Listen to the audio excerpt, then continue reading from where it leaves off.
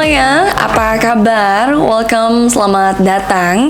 Tentunya semoga teman-teman semua yang mungkin lagi nonton atau lagi mendengarkan podcast kita hari ini tetap diberikan kesehatan, kelancaran, dan kebahagiaan.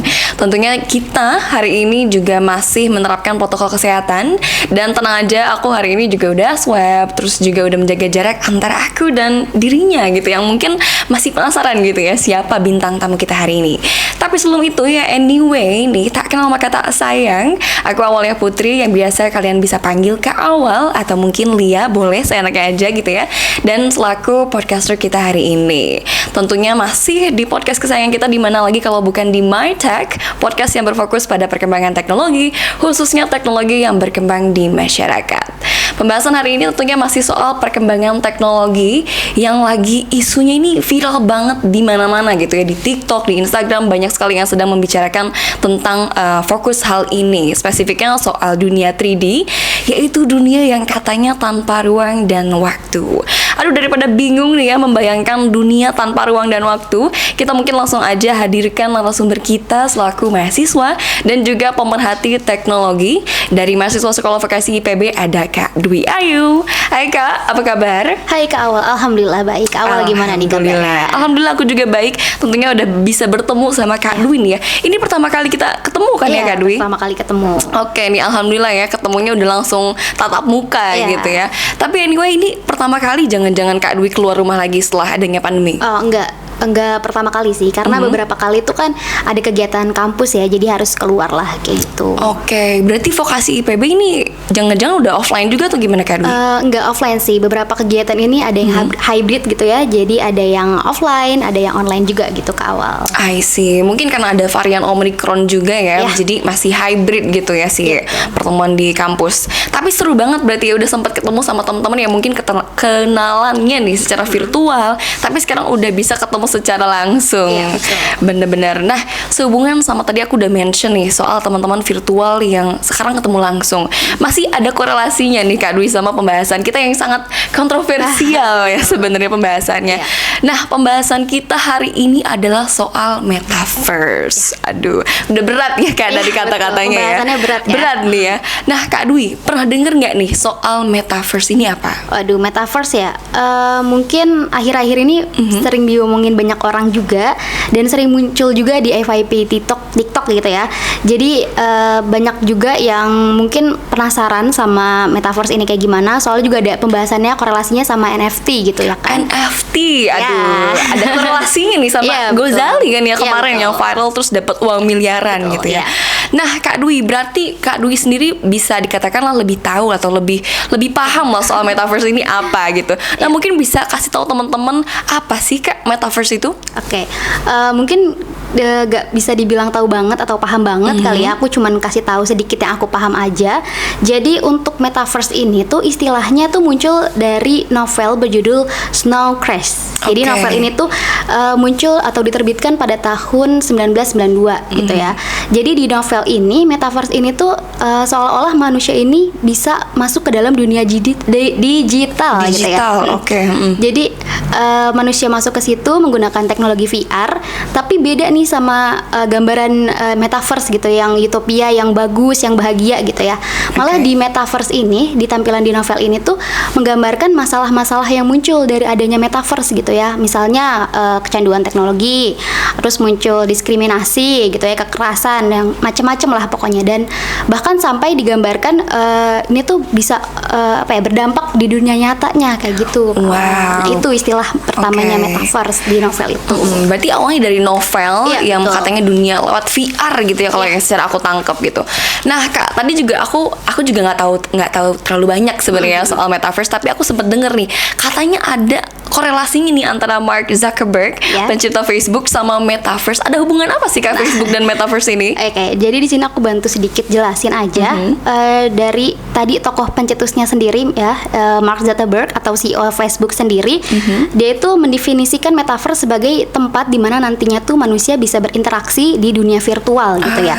Dia tuh menggabungkan teknologi VR dan AR yang ada.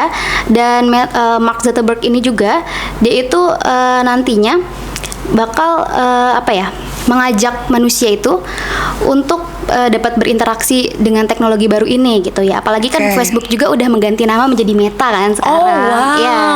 I see. Ya, jadi di situ bahkan nanti Facebook juga dikabarkan udah ada nih versi metaverse-nya, masih dikembangkan, masih dirancang, tapi katanya sih udah disiapkan seperti itu. Oke, berarti Facebook ini bisa dikatakan sebagai pelopor gitu ya dari aplikasi yang lain mungkin ya dengan metaverse ini.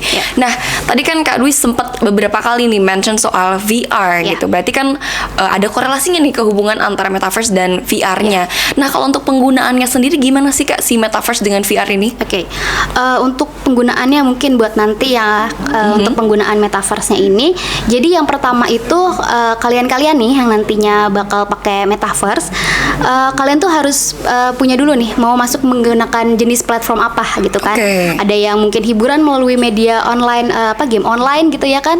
Nah, ada juga nanti platform lain. Nah, setelah itu kalian juga harus punya nih tadi si VR dan si AR ini alatnya, VR-nya ya, betul. Yang nantinya bisa terhubung dengan metaverse. Lalu nanti kalian ini diminta untuk mendaftarkan diri kalian gitu kan.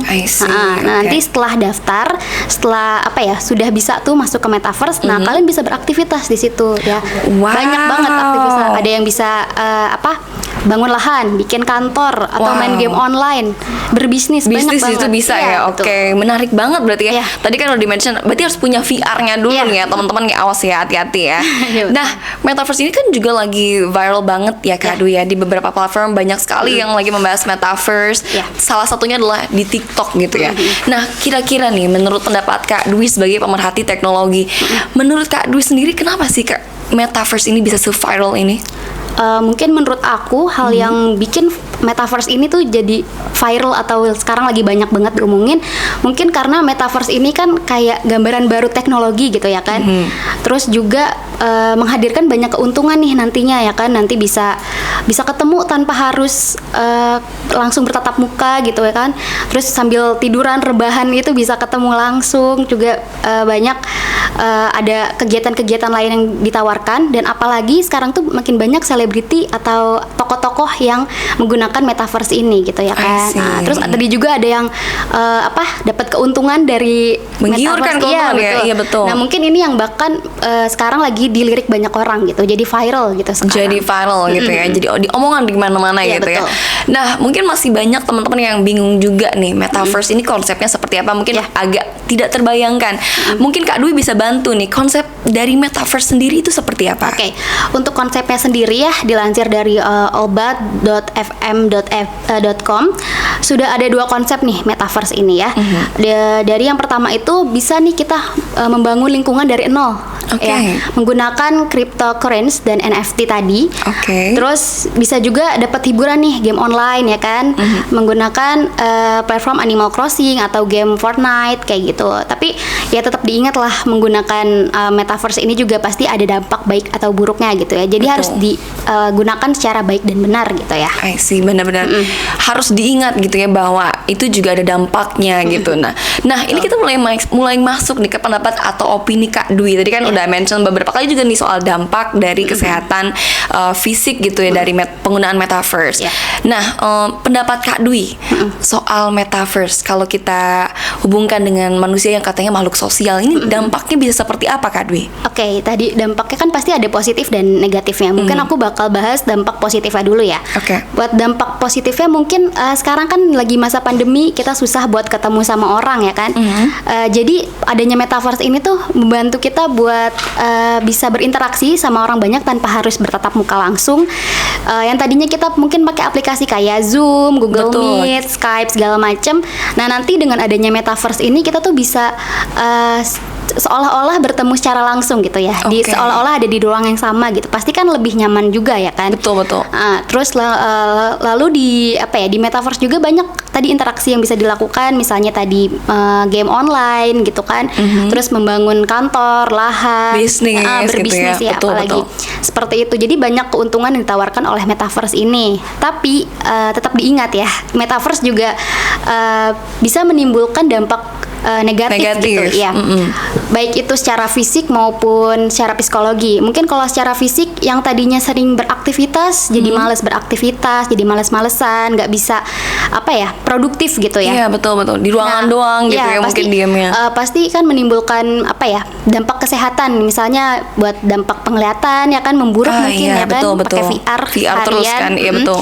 Terus mungkin buat dampak lainnya mungkin obesitas karena tadinya dia produktif gitu ya, keluar ruangan gitu, dapat keringat, ini jadi diam di rumah aja, mungkin makan tidur sambil pakai metaverse kan, mungkin obesitas segala macam. Terus untuk dampak psikologisnya di metaverse ini kan pasti menggunakan avatar ya, avatar atau karakter di dunia virtualnya.